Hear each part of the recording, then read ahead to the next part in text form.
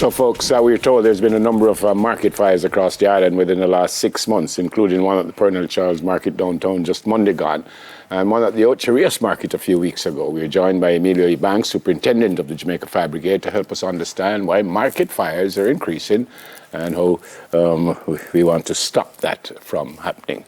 Morning, sir. Welcome to Smile. Thanks for having me. Morning. So it's more than normal, what we're talking about here? I would think so.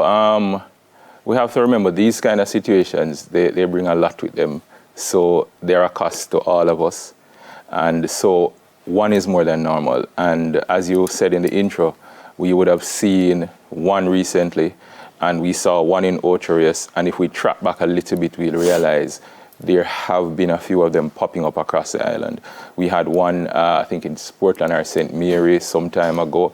So they have been popping up, and they are cause for concerns, especially with what is happening globally right now. Food security is a major concern. So once we see things like these happening, we have to step in and see how we can put a stop to them. Emilio, this is not new.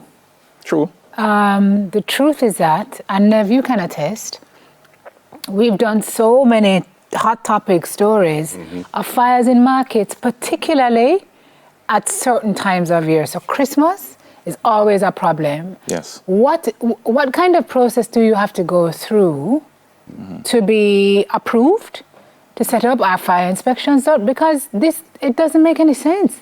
All right, the process that you have to go through, I can't help with. It's the municipal corporations, as you know, that runs the markets. The fire inspections are done. But here's where we have a problem.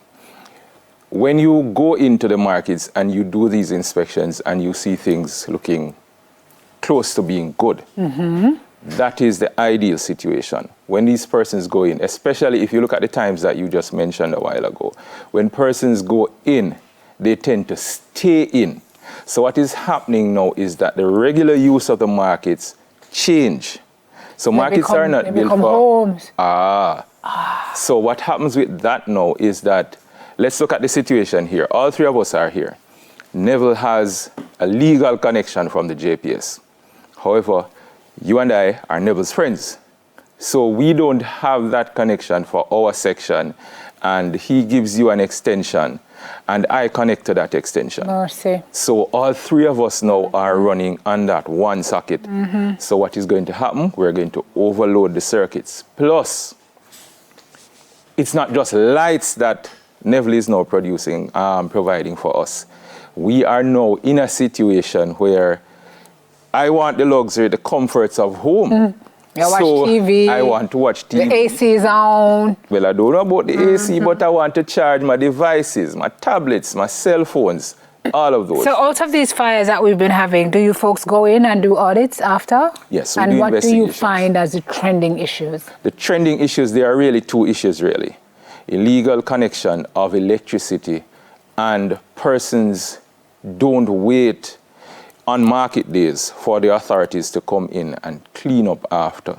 So they don't wait on solid waste to come in. They want to burn the refuse and they want to get rid of it pretty So there's a sameness to all of them, really? All of them, really. Then why are we not learning? It keeps happening year on year. Yes. Here's the thing with us Jamaicans, We tell ourselves if it has not happened to us yet, it can't happen, and we can control this, especially when it comes to fires. A lot of us tell ourselves, no man, it's just a small thing, we're going to light a so we can control this until it gets out of control. Well, because you're lighting a fire in a contained space, it's not going to end well.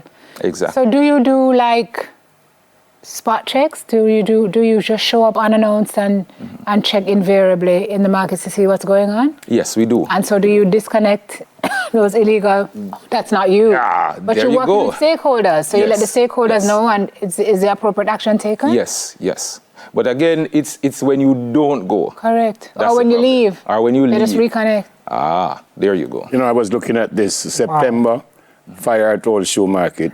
September, this is last year, fire at Old Shoe Market. October, fire at Lucy Market. November, fire at Pernell Charles.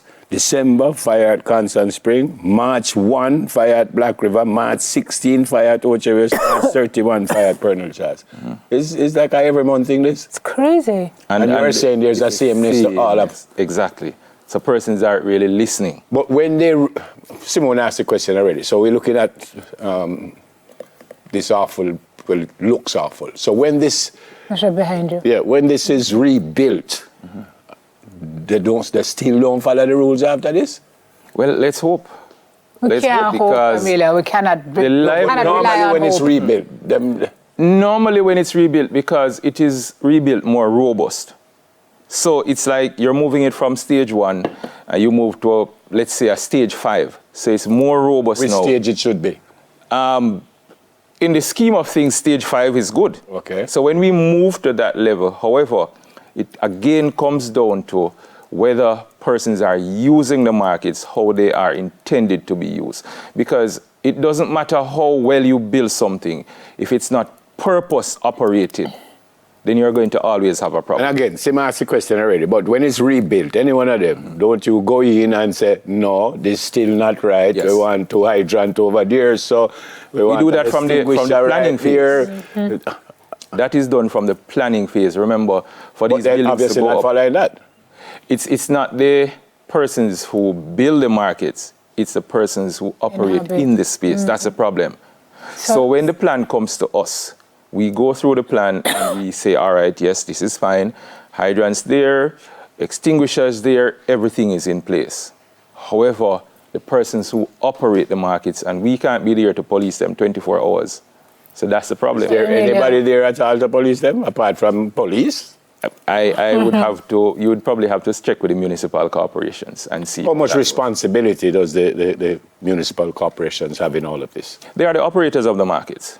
So they have overall So responsibility do for you these. go to them then and say, you know, brother, sister, we never deal with this correctly, you know? Does that happen? Yes. Because once there's a fire and we do the investigation, they get the report. So the report goes to them, and because they are the owners, facilitators of the market, so they get the report, they get the fire reports, and they would see what it is that happened that should not have happened, that But if it possibly keeps could have happening caused this. again, does that mean that they're not holding people to proper account? I want to know where the gap is or where the ball is being dropped. Or, I mean, obviously, people are going to do what they are allowed to get away with. Right. So who is holding them accountable so that they know that if they try it again? I mean, obviously, there must be somebody in the market who is managing, who can see that Emilio rented this stall. Right. But then Emilio is now in there with Nefril and Clive round the corner and Brownie and Germs and can see that something is out of place, and at that point is action not taken? That part I can't help you with. And maybe we need because to I really invite don't. somebody from When the they- municipality on. When the stalls are what? Is board, is concrete, is zinc, what? Some of the structures are concrete. Right. But then what we find sometimes is that you will do changes to your structure. Like? You might subdivide it up a little bit. You might, and then remember, you bring things in. So if you get... Divide is I don't understand. I don't know if subdivide is No, probably. I mean, I think I but know what you're saying. Yeah, man. put it into different sections. Yeah, man. So let's say, for example, you sell different things in your stall. You don't necessarily want everything mixed up. So you sectionalize. Compartmentalize it. Right. They might have some food over here. Good, I said, I'll two shoes in I can quietly. Good. So here's the Not thing so now. quietly. What you bring into any space adds to what we call a fire load. So the more of whatever you're bringing in, once it can burn, it adds to the fire load. So yes, you get a concrete structure, but you're bringing all these flammable materials into this concrete structure. Materially, are they supposed to, like every stall, supposed to have an extinguisher or something like that? Or that? It depends. It depends. The flammability rate of whatever it is that you're selling. But there are extinguishers in the market space because different things are coming in the market. So you will have those, and you will have the hydrants close by. But if you're selling, let's say, for example, green produce, you don't necessarily need to have an extinguisher in that particular space because the flammability rate is extremely low, and the chances of a fire starting in the tomatoes. Highly God forbid, have we lost anyone in these fires? Fingers crossed, we haven't, and we want to keep it that way. Oh, there's a knock on wood. Yeah. Give thanks. Give thanks for that. Yeah, so what do we do from here, Sue? We will continue to go out there and educate persons, which is why we use avenues like this to get the information out there. We know the viewership is large, so we use these opportunities, get the information out there to persons so persons can understand this is affecting all of us. What I don't understand, I mean, all right, you do the illegal wiring and stuff, but when a fire like this happens, you're losing all your produce, so you're hurting yourself almost. Well, not almost, you're hurting yourself. You're hurting yourself. That is it, really. Short-sightedness. Yeah. Nobody's taking. Because I mean, if you have all this produce, where are you going to get money from to go buy it and start over and over and over again? Yeah, it hurts everybody. And based on my understanding of these things, sometimes I don't necessarily buy from you. I take the goods from you. And when I sell, I come and pay you, the farmer, after. It's even more difficult for them. So it has long-reaching implications. All right. Thanks, brother. Thanks for your service. Thank you. Superintendent of the Jamaica Fire Brigade. Sound good? I'm going good. Yeah, I'm not bad. I'm a student, you know, so I have to keep him at Yes, TOES. yes. Nobody go Barbado. Yeah.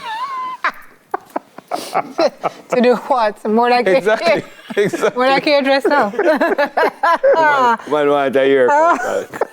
It's the two You know little me things. try my best last night? It's the two little things I grew around. So he want a haircut. He's the superintendent of the Jamaica Fire Brigade, Emilio Banks. But folks, in a very serious way, those who are running the markets and who are using the markets, remember we need you, you know. So when you burn up and we can't get we can and we tomato and stuff like that, all of we get hurt. But I think you get hurt more than even us, you know. And then you have your family to look after and stuff. So please, be careful. All right, when we come back, we hear about petty laws our Smile Jammers have come up with from our social media talkback. Stay with us, please. Soon come.